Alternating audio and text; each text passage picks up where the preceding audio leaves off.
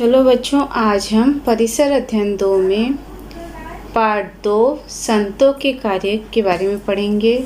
पिछले बार हमने देखा था कि शिवाजी के जन्म के पूर्व का हमारा जो महाराष्ट्र था वो किस प्रकार का था।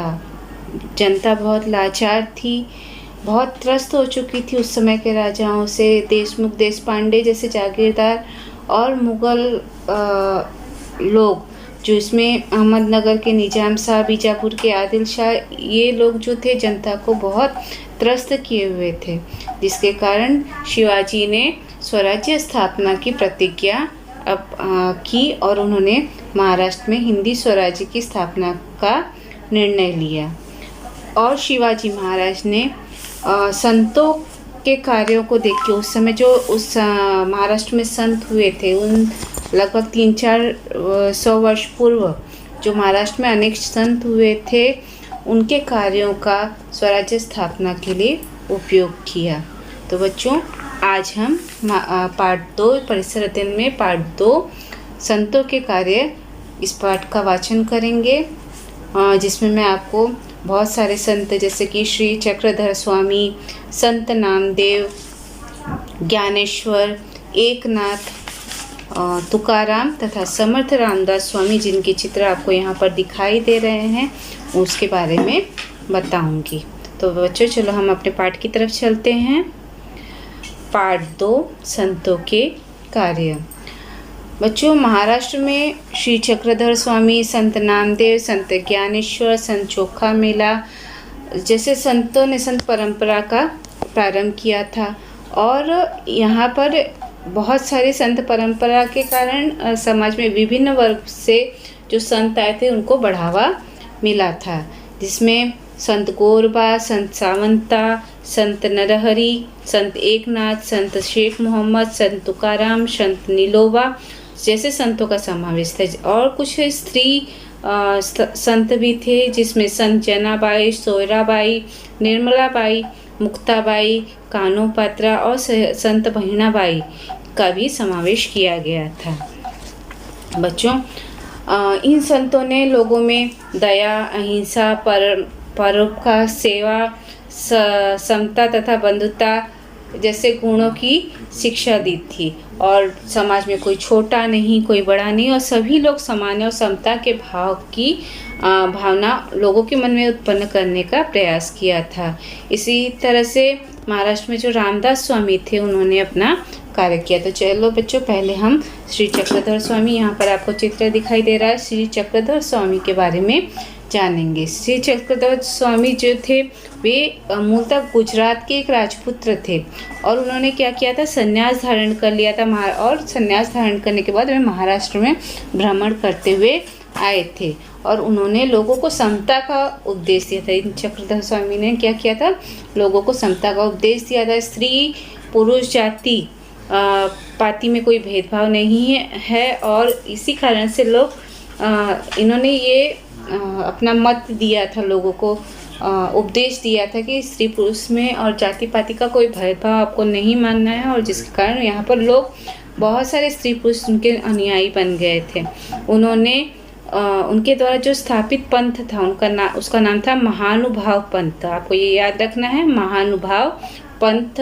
और इन्होंने लीला चरित्र नामक एक ग्रंथ बनाया था, और इसमें उनके जितने संस्करण हैं उनका संग्रह किया गया है। तो बच्चों, हमने यहाँ पे चक्रधर स्वामी के बारे में जाना। अब यहाँ पर हम दूसरा जो है संत नामदेव, यहाँ पर आपको चित्र दिखाई देगा, देखो यहाँ पे संत नामदेव है, उनके बारे में हम जानेंगे। तो संत नामदेव जो थे वे विट्ठल के परम भक्त थे। यहाँ पे चित्र देख के ही आपको पता चल जाएगा कि ये विट्ठल के एक परम भक्त थे, और नरसी गांव के रहने वाले थे। उन्होंने बहुत सारे अभंग रचे थे, कीर्तन गाए थे, और इसके वजह से जनता में खूब जागृति उत्पन्न हुई थी। उन्होंने भागवत धर्म के प्रसार के लिए वे महाराष्ट्र में बहुत सारी जगह घूमे थे, और उन्होंने भक्ति की शिक्षा दी थी। लोगों के मन में धर्म की रक्षा और भक्ति की भावना निर्माण करने के लिए उन्होंने उनकी जो आस्था थी बहुत दृढ़ थी। और संत नामदेव जी ने भारत में भ्रमण किया, मानव धर्म का संदेश पहुंचाया। वे पंजाब भी गए थे और वहाँ पर उन्होंने लोगों को समानता का संदेश दिया था। और इसके साथ साथ आजकल उनके जो कुछ पद हैं जो उन्होंने लिखे थे वो आज भी सिखों के धर्म ग्रंथ गुरु ग्रंथ साहिब में संकलित किए गए हैं। यहाँ पर आपको नाम याद रखना है कि संत नामदेव जी के जो पद हैं वो गुरु ग्रंथ साहब में भी संकलित किए गए हैं। उनके जो अभंग थे बहुत भक्तिभाव से गाए गए थे। अब हम तीसरे जो महाराष्ट्र के संत हैं ये हैं संत ज्ञानेश्वर, जिनका चित्र आपको यहाँ पर दिखाई दे रहा है। यहाँ पर देखो संत ज्ञानेश्वर जो हैं वे आपे गांव के रहने वाले थे और उनके भाई और उनकी बहन का नाम था पहले भाई का नाम था निवृत्तिनाथ और सोपान देव और बहन जो थी वो मुक्ताबाई थी। और उस समय क्या हुआ था कि जो कट्टरपंथी धर्म के लोग थे, कट्टरपंथी लोग थे, वो इन्हें सन्यासी के बच्चे कह के दोष लगाते थे। और यही कारण था कि इसका कारण ये था कि उनके पिताजी जो थे संन्यास धारण कर लिया था और इसके वजह से वे घर द्वार छोड़कर चले गए थे। और उसके बाद फिर उन्होंने क्या किया था कि अपने जो गुरु हैं उनकी आज्ञा से वे घर की ओर वापस चले आए थे और गृहस्थ जीवन बिताने लगे थे। और इसी वजह से उनकी जो आगे समय में 4 संतानें हुई। यहाँ पर आपको नाम बताया गया है निवृत्तिनाथ, सोपान देव, मुक्ताबाई और संत ज्ञानेश्वर, ये 4 संतानें हुई थी। और उस समय के कट्टरपंथी लोगों को यह मान्य बहुत नहीं हुआ था। उन्होंने का बहिष्कार कर दिया और उनके बच्चों को क्या करने लगे, प्रताड़ित करने लगे। एक बार क्या हुआ कि संत ज्ञानेश्वर झोली लेकर गांव में गए, भिक्षा मांगने के लिए गांव में गए। तो वहाँ पर लोगों ने उनको बहुत जली कटी बातें सुनाई, बहुत कुछ उल्टा सीधा बोला, जिसकी वजह से वे बच्चे तो थे ही और इस कारण उनके जो बाल मन है, मतलब बच्चे का मन बहुत दुखी हुआ और वे अपनी झोपड़ी में आए और झोपड़ी का दरवाज़ा बंद करके बहुत दुखी होके बैठ गए। उसी समय उनकी बहन मुक्ताबाई आ गई और घास फूस से बने दरवाजे को खटखटाकर कहने लगी कि ज्ञानेश्वर भैया दरवाज़ा खोलो, आप ही निराश होंगे और दुखी होंगे तो कैसे चलेगा, संसार का कल्याण कौन करेगा। यह बहन की बातें सुनकर वे बहुत उत्साहित हो गए और उन्होंने अपना दुख भूलकर सामाजिक कार्य में जुट गए। बच्चों, संत ज्ञानेश्वर जो थे उन्होंने अंतःकरण से उपदेश दिया था कि ईश्वर पर श्रद्धा रखो, सभी के साथ समता का आचरण करो, दुखी लोगों की सहायता करो और उनके दुख को दूर करो। और आज भी विगत 700 वर्षों से उनके उपदेश महाराष्ट्र के कोने कोने में लगातार गूंज रहे हैं। उस समय धर्म का ज्ञान संस्कृत ग्रंथों में बंद था और जो हम जैसे साधारण लोग हैं, सर्वसामान्य लोग हैं, उनकी बोलचाल की भाषा क्या थी, मराठी थी। तो उन्होंने एक ज्ञानेश्वरी नाम का महान ग्रंथ लिखा था। आपको ये याद रखना, उनका नाम याद रखना है ज्ञानेश्वरी, ज्ञानेश्वर द्वारा लिखी गई ज्ञानेश्वरी, ये महान ग्रंथ उन्होंने लिखा था। धर्म के ज्ञान भंडार को उन्होंने सबके सामने खोल दिया था और लोगों में बंधुता की शिक्षा दी थी। और युवावस्था में ही उन्होंने आलंदी नामक गांव में जीवित समाधि ले ली थी। और आज भी लाखों लोग जो हैं आषाढ़ी और कार्तिक एकादशी के दिन बहुत भक्तिभाव से आलंदी और पंढरपुर की तरफ जाते हैं, उनके दर्शन करने के लिए जाते हैं। अब बच्चों, हम संत एकनाथ जी के बारे में पढ़ेंगे। यहाँ पर आपको चित्र दिखाई दे रहा है संत एकनाथ जी का। संत नामदेव और संत ज्ञानेश्वर की कार्य परंपरा आगे लाने का कार्य जो है संत एकनाथ जी ने किया था। एकनाथ जी पैठण के रहने वाले थे और उन्होंने भक्ति मार्ग का प्रचार किया था। उन्होंने बहुत से अभंग, उवैयाँ, भारुण लिखे थे और किसी भी प्रकार की ऊंच नीच और भेदभाव को मत मानो, यह उपदेश लोगों को दिया था। उन्होंने गरीब और पिछड़ी जाति के लोगों को अपनाया था और मूक प्राणियों पर दया करो यह संदेश दिया था। एक दिन गोदावरी नदी के किनारे स्नान करने के लिए जा रहे थे, तो दोपहर का समय था और चिलचिलाती धूप, मतलब बहुत कड़क धूप थी। नदी की जो रेत थी वो तप रही थी और वहाँ पर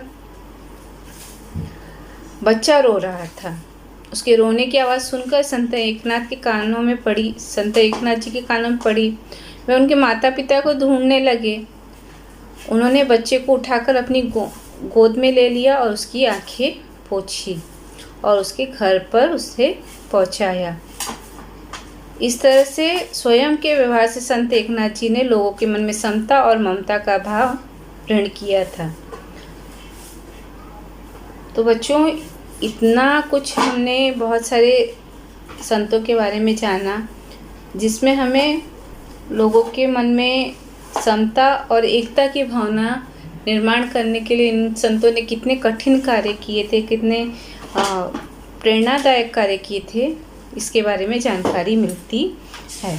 अब हम संत तुकाराम जी के बारे में पढ़ेंगे। यहाँ पर आपको संत तुकाराम जी का चित्र दिखाई दे रहा है। शिवाजी महाराज के समय से संत तुकाराम जी तथा रामदास नामक संत हुए थे। यहाँ पर रामदास जी का भी चित्र दिखाई दे रहा है आपको। तुकाराम जी जो थे वो देहू नामक गांव में रहते थे और वहाँ खेती बाड़ी और अनाज की दुकान थी। उनके पूर्वज जो थे वो संकटग्रस्त, मतलब जिन्हें परेशानी होती थी, उन्हें ऋण देते थे। ऋण मतलब कर्जा देते थे।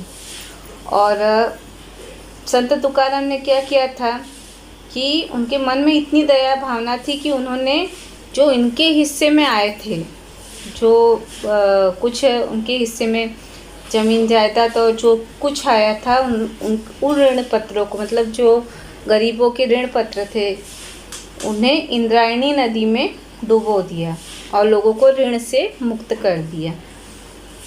पास की पहाड़ी पर जाके वे विट्ठल का भजन करते थे। आषाढ़ तथा कार्तिक महीने में वे पंढरपुर जाते थे और वहाँ पर अभंग और गीत सुनाकर लोगों को गीत सुनाते थे। आज भी हजारों लोग उनके कीर्तन सुनते हैं और उनकी जो शिक्षा है उनको ग्रहण करते हैं। संत तुकाराम जी जो हैं, उन्होंने लोगों में दया, क्षमा और शांति की शिक्षा दी और समानता का उपदेश दिया था। जे का रंजले गाजले त्यास म्हणे जो आपुले तोची साधू ओळखाचा देव तेथेची जाड़वा। अर्थात दुखी और पीड़ितों को जो अपना समझता है वही सच्चा साधु है और उसी को ईश्वर समझो। अब बच्चों, हम आगे संत रामदास जी के बारे में पढ़ेंगे। संत रामदास जी जो थे, महाराष्ट्र के पर्वतीय घाटियों में संत रामदास जी का नारा जय जय रघुवीर समर्थ गूंज रहा था। उनका जन्म मराठवाड़ा में गोदावरी नदी के किनारे हुआ था और रामनवमी के दिन हुआ था। रामदास जी का मूल नाम क्या था? नारायण। परंतु वे हमेशा अपने आप को राम का दास कहलवाते थे। उन्होंने दासबोध नाम का ग्रंथ लिखा था और मनाचे श्लोक अर्थात मन के श्लोक नामक रचना की थी। अपने सद्विचार और सद्व्यवहार की शिक्षा लोगों को दी थी और उन्होंने हनुमान जी के मंदिर बनवाए थे। उन्होंने शक्ति की उपासना करना लोगों को सिखाया था और क्रांति में ही बहुत शक्ति होती है और जो क्रांति करता है वही समर्थ होता है, यह संदेश लोगों को दिया था। बच्चों, इन संतों के कारण शिवाजी ने बहुत सारी प्रेरणा ली थी और इनके जो विचार थे उनके आधार पर उन्होंने स्वराज्य स्थापना की प्रतिज्ञा ली, स्वराज्य स्थापना का निर्माण कार्य किया था। तो बच्चों, यहाँ पर आपको सारे चित्र दिखाई दे रहे हैं सारे संत के। जहाँ पे यहाँ पर मैंने आपको बताया श्री चक्रधर स्वामी और संत नामदेव। आपको याद रखना है, चित्र देखिए और नाम याद रखिए, श्री चक्रधर स्वामी और संत नामदेव। चक्रधर स्वामी ने क्या हमें दिया था शिक्षा कि स्त्री पुरुष और जाति पाति का भेदभाव नहीं मानना है, और इन्होंने लीला चरित्र नामक ग्रंथ रचा था। संत नामदेव जी जो कि नरसी गांव के रहने वाले थे, उन्होंने महाराष्ट्र में जगह जगह भागवत धर्म का प्रसार किया था और लोगों में मानव धर्म और समानता की शिक्षा दी थी। गुरु ग्रंथ साहब में आज भी उनके पद संकलित किए गए हैं। यहाँ पर संत ज्ञानेश्वर जो कि आपे गांव के रहने वाले थे, इन्होंने ज्ञानेश्वरी की रचना की थी और आलंदी नामक गांव में उन्होंने जीवित समाधि ले ली थी। संत एकनाथ जो कि पैठण के रहने वाले थे, इन्होंने भक्ति मार्ग का प्रचार किया था और अभंग और उवैयाँ